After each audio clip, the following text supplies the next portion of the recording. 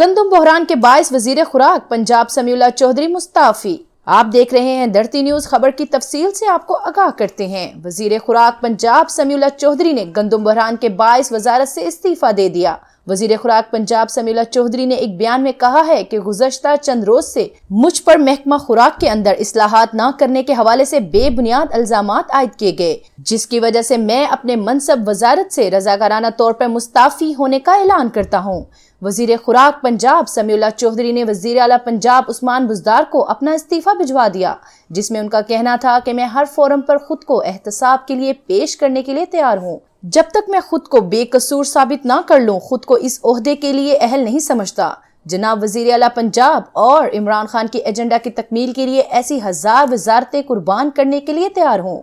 مزید latest news کو جاننے اور حالات سے باخبر رہنے کے لیے دیکھتے رہیے دھرتی نیوز، اور دھرتی نیوز کو سبسکرائب کرنا نہ بھولیے گا۔ شکریہ۔